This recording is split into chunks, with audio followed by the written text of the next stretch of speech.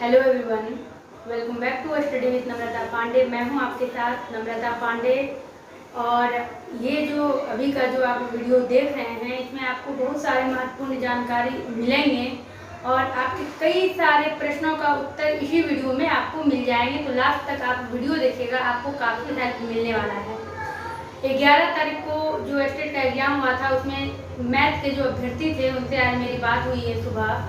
उन्होंने जिस प्रकार के प्रश्नों का खुलासा किया वो बिल्कुल चौंकाने वाला था और उस पर हम लोग चर्चा करेंगे। और प्रश्न कक्षा में आप लोगों में से कई लोग पूछ रहे हैं कि एग्जामिनेशन हॉल में क्या लेकर जाना है। तो जो अभ्यर्थी एग्जाम देकर आ रहे हैं वो उन्होंने मुझे बताया है और मेरे पास प्रूफ है कि क्या लेकर आपको जाना है, ये आपको बताएंगे। और क्या है कि कई अभ्यर्थियों को एग्जाम देने से वंचित किया जा रहा है, इसका कारण क्या है, इसको भी इस वीडियो में जानना है। तो ध्यान से सुनिएगा और आप लोग ये गलती मत करिएगा, ताकि इतना परेशान होने के बावजूद भी अगर एग्जाम ना दिया जाए तो मुश्किल है। और जब अभ्यर्थी ने आवाज़ उठाई तो उनको यही कहा गया कि अगर सरकार गलत करती है तो आप लोग इस तरह इकट्ठे हो जाते हैं और आपकी गलती है तो उसको इग्नोर कैसे किया जाए। आपने गलती की है, आप एग्जाम नहीं दे सकते हैं। तो सबसे पहले आप ये समझ लीजिए कि आपको एग्जामिनेशन हॉल में जाने के लिए क्या क्या करना है, क्या क्या लेके जाना है। और बिल्कुल डिटेल में, ये बिल्कुल ओरिजिनल है, ये फट गया है, वो मोड़ के लाए होंगे, बिल्कुल ओरिजिनल है। तो इसमें 2 इंस्ट्रक्शन आपका है, एक कोविड-19 को लेकर के है और एक जो आपके एडमिट कार्ड में होगा उसको आपको ध्यान से समझना है। आपको जो है बोलता है कि candidate should bring this admit card with one recent passport colour size photo and उस पर जो है आपके एडमिट कार्ड पे वो पेस्ट होना चाहिए। और ब्रैकेट में दिया हुआ है सिमिलर टू अपलोडेड फोटोग्राफ, यानी कि जो आपने फॉर्म भरने के समय अपलोड किया था उससे मिलता जुलता हो। लेकिन ये भी इसमें कहा गया है कि रिसेंट, तो जिन्होंने फॉर्म भरने के समय पेस्ट किया हुआ है, कई लोग ऐसे हैं कि जो मेल पर एक बार रख लेते हैं, उसी फोटो को यूज करते हैं। तो आप रिसेंट का भी लेकर जा सकते हैं। और एक एडमिट कार्ड का फोटो स्टेट, उसमें भी एक फोटो आपका चिपका हुआ होना चाहिए। और ये जो कहा जा रहा है कि admit card is to be handed over the test invigilator in the examination hall. आपके एग्जामिनेशन हॉल में आपके एडमिट कार्ड जो है आपके इन्विजिलेटर ले लेंगे और इसके बाद इसमें आपका ये दिया हुआ है कलर फोटोग्राफ आपको चिपकाना है उसमें। और दूसरा चीज़ है कि candidate should bring valid and original photo identifier proof such as, यानी कि क्या आपको प्रूफ के तौर पर लेकर जाना है। और इसी प्रूफ के तौर पर लेकर जाने के कारण आप लोगों ने भी सवाल किया था और इस कारण से ही अभ्यर्थी लौटे हैं। तो आप समझिएगा क्या क्या आपको लेके जाना है। तो proof such as voter ID, Aadhaar card, bank passbook with photograph या फिर पासपोर्ट, ड्राइविंग लाइसेंस या फिर any government recognised photo ID proof, ये सभी आपको इसमें से कुछ एक आपको लेके जाना है। और candidate should bring 1 photocopy of the original ID, जो आपका ओरिजिनल आईडी है उसका एक फोटोग्राफ लेके जाना है। और candidate without photograph pasted on the admit card and photo ID through will not be permitted to appear for the examination. आप अगर एडमिट कार्ड पर बिना फोटो पेस्ट किए लेकर जाते हैं तो भी आपको एग्जामिनेशन हॉल में नहीं घुसने दिया जाएगा। तो आप लोग घर में ही एडमिट कार्ड में फोटो चिपका लीजिए, लेकिन याद रखिएगा कि एडमिट कार्ड में फोटो के नीचे जो आप लोग को सिग्नेचर करना है वो आपको एग्जामिनेशन हॉल में ही करना है। आप पहले मत करिएगा, इस तरह का भी एडमिट कार्ड वाले अभ्यर्थी को रिजेक्ट किया जा रहा है। और दूसरा कह रहा है कि name on admit card and ID proof should match with each other, यानी जो आपके एडमिट कार्ड में नाम अगर आपने कुमार कुमारी डाला है तो आप वही वोटर आईडी लेकर जाइए जिसमें कि आपका एडमिट कार्ड से मिलता जुलता नाम हो। ऐसा नहीं कि आपका उसमें कुमार कुमारी है और प्रूफ में आपका पांडे है या फिर आपका जो भी टाइटल है मिश्रा है, तिवारी है, दोनों में नाम सेम होना चाहिए। और इसी तरह के अभ्यर्थी को भी वापस भेजा गया है, उनका आईडी प्रूफ भी था, फोटो भी मिल रहा था, सब कुछ हो रहा था, लेकिन फिर भी उन्होंने बहुत गुहार लगाई, लेकिन उनको एग्जाम नहीं दिया गया। और न्यूज़ पर भी उनके बाइट को दिखाया जा रहा था। तो ये इन सब चीज़ों को आप लोग ध्यान रखिएगा और काफ़ी हेल्पफुल ये वीडियो है। और ये भी बात कर लेंगे इसके बाद कि किस तरह के प्रश्न अब सामने आए हैं। और फिर आपका ये आपका बता दिया आपको क्या लेके जाना है, क्या करना है, क्या नहीं करना है। अगर गेट बंद होने के समय पर आप पहुंचते हैं, गेट बंद हो रहा है, तो भी आपको अंदर नहीं जाने दिया जाएगा। इस तरह के कई इसमें रूल दिए हुए हैं। और आपको ये भी कह रहा है कि mark for the question carrier 1 mark, there is no negative marking for wrong answer. ये सब तो आप लोग जानते ही हैं। Use of books, notebook, calculator, watch calculator, pagers, cell phone, ये सब जो है रिंग बिल्ट इन कैलकुलेटर, यानी रिंग में भी कैलकुलेटर आजकल सब कुछ संभव है। तो ये सब तो मना है ही है। स्लीपर पहन के आपको जाना है, जूता पहन के आपको नहीं जाना है, ये सारा चीज़ है। लेकिन आपको जो रफ सीट मिलेगा वो उसके लिए आपको कह रहा है candidate must bring stationery such as pencils and ball point pen with you, rough sheet is not allowed, यानी रफ सीट आपको नहीं लाना है, क्योंकि हो सकता है कि करके आप उसमें आपको आपका चेक नहीं किया जाएगा कि आपने चोरी करने के लिए लाया है। तो आपको पेंसिल या फिर बॉल पॉइंट पेन लेकर आपको जाना है और वहाँ पर आपको रफ करना है। लेकिन जो एग्जाम देकर अभ्यर्थी आए उनका ये कहना है कि आप जिस सीट पर रफ कर रहे हैं उस सीट पर रफ स्टार्ट करने के पहले अपना रोल नंबर जरूर लिख दीजिए, अपना सब्जेक्ट लिख दीजिए, और रफ करने के बाद आपको वो सीट वहीं छोड़ना होता है, क्योंकि वो मिलाया जाता है। और ये है आपका इसमें रूल, तो आपको रफ पेज वहीं पर छोड़ना है। कोविड-19 को लेकर जो इसमें कुछ रूल है, इसमें तो ये सारा चीज़ है आपका कि आपको जो है अपना मास्क लाना है, ग्लोव्स लाना है, पर्सनल सैनिटाइजर 50 ml का लाना है। ये सब तो वहाँ सैनिटाइजर भी उपलब्ध है, फिर भी आप अपना लेकर जाइएगा। कई लोग सिस्टम छूते हैं ये वो।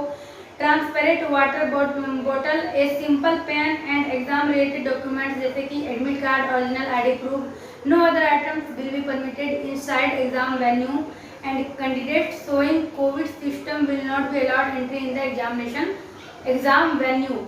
आपका वहाँ पर टेम्परेचर मापा जाएगा, जरा सा भी कोई लक्षण होगा तो आपको एग्जाम देने से रोका जाएगा, नहीं आप एग्जाम दे सकते हैं। बाकी अपना मास्क, ग्लोव्स और सैनिटाइजर 50 ml का छोटा वाला ले लीजिएगा, पेंसिल ले लीजिएगा। अभी जो आप मेरे वीडियो को देख रहे हैं अभी तुरंत आप ये सारा चीज़ एक फाइल में ले लीजिए। फाइल पता नहीं अलाउ होगा कि नहीं, लेकिन इतना चीज़ लेकर जाना है तो चेक किया जाएगा। तो अभी ही आप पेंसिल 2 ले लीजिए, शार्पनर लेकर रख लीजिए, दो पेन रख लीजिए, क्योंकि एक पेन मत रखिएगा, मान लीजिए उसका पेन का जो बॉल है वो अगर निकल जाए। और मास्क हो गया, सैनिटाइजर हो गया, ये ग्लोव्स हो गया, इन सब चीज़ों को अभी पैक कर दीजिए ताकि आप निश्चिंत हो जाएं। और ये सारा चीज़ इसमें दिया हुआ है। और ये भी कह रहा है वहाँ जो भी आपका डायरेक्शन दिया हुआ है, candidate needs to follow direction given by representative and need to stand in the circle draw at the entry point. जब आप एंट्री करेंगे तो वहाँ पर जो सर्किल बना रहेगा, सर्किल के अंदर आपको रहना, उसके बाहर भीतर, वो सब तो स्थिति देखकर समझ में आ जाएगा। तो उन सब पे चर्चा करके टाइम नहीं खराब करना है।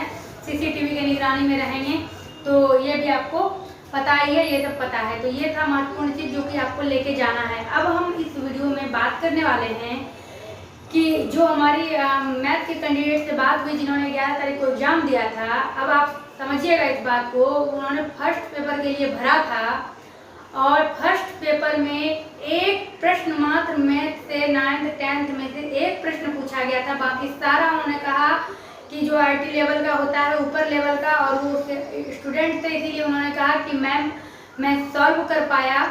बाकी सारे प्रश्न ऊपर लेवल के थे। मुझे नहीं लगता है कि कैंडिडेट इससे खुश होंगे या निकाल पाएंगे। और इस तरह की बातें उन्होंने करी। और अनिवार्य प्रश्न पत्र के बारे में जहाँ तक उन्होंने बात की, फिजिक्स केमिस्ट्री का भी उन्होंने बात किया। मैथ में फिजिक्स केमिस्ट्री भी दूराझाड़ पूछा गया था। 28 जनवरी के एग्जाम से भी ज़्यादा रद्दी प्रश्न था। और ये भी उन्होंने कारण बताया कि जो कैंडिडेट ने सरकार से टकराव किया, इस टकराव का जवाब सरकार ने क्वेश्चन लेवल को टप करके दिखाया है, ताकि कैंडिडेट सफल न हो पाए और न कोई उन पर क्लेम कर पाए।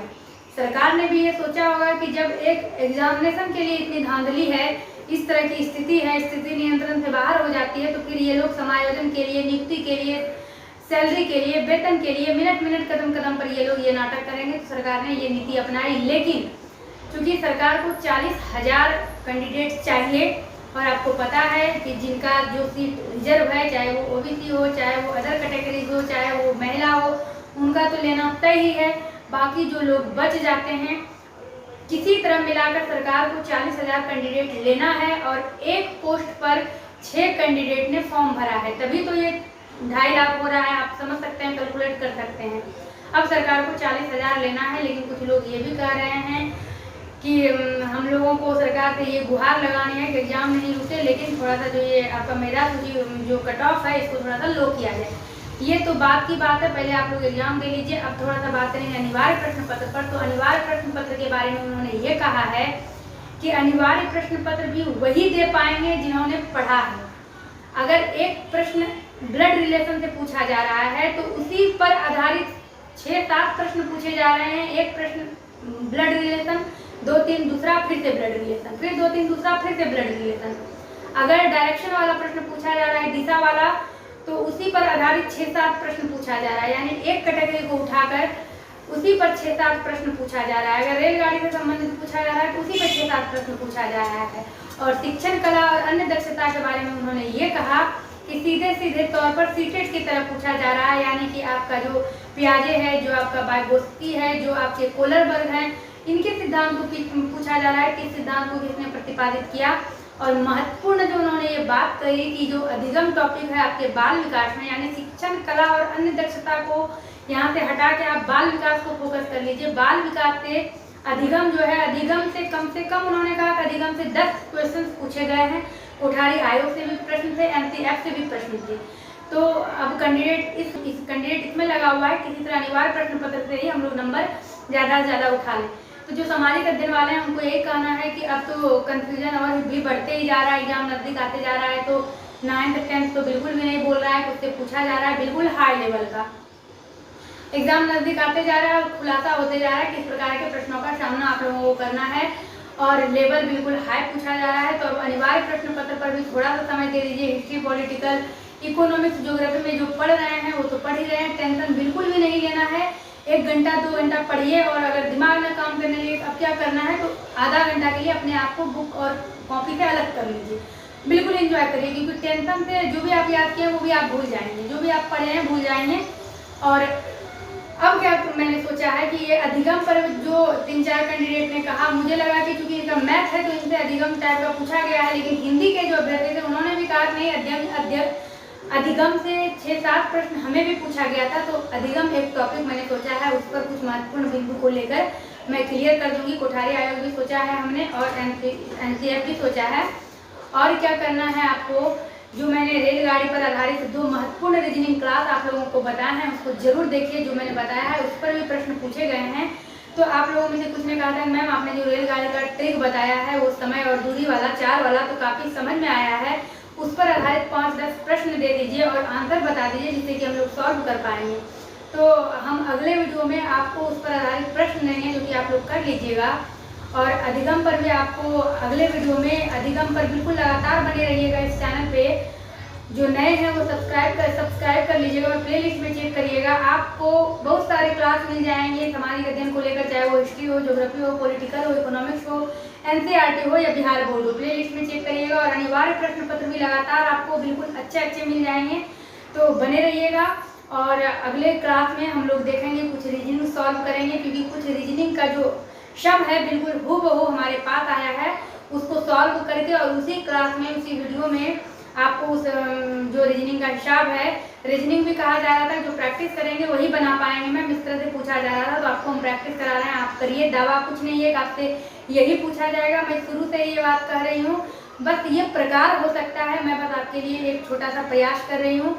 तो अगले वीडियो में जो कुछ रीजनिंग मेरे हाथ में लगा है कि जिस तरह से पूछा गया है बिल्कुल हूबहू वही रखने का प्रयास करूँगी, और रेलवे से जुड़ा हुआ कुछ प्रश्न दूंगी और कम्युनिटी पेज पर आंसर दे दूंगी, जिससे कि आप उस प्रश्न को सॉल्व करिएगा। और रीजनिंग ही एक सहारा है, रीजनिंग में ही 40 से ऊपर लाने का प्रयास करिए। बाकी जो इंटर बीए की तैयारी कर रहे हैं, उसको पढ़ रहे हैं, उनके लिए तो अच्छी बात है, अच्छी खबर है। बाकी आगे देखिए अब क्या होता है, परसों आपको पता चल जाएगा किस प्रकार के प्रश्न पूछे जा रहे हैं। तो इस वीडियो में मैंने ये महत्वपूर्ण जानकारी आपको दी है। आशा करते हैं आपको अच्छा लगा होगा, कुछ लाभ मिला होगा और आपके कई प्रश्नों का उत्तर आपको मिल गया होगा। तो वीडियो को लाइक करिएगा, चैनल पर नए हैं सब्सक्राइब करिएगा, अगले वीडियो तक बने रहिएगा।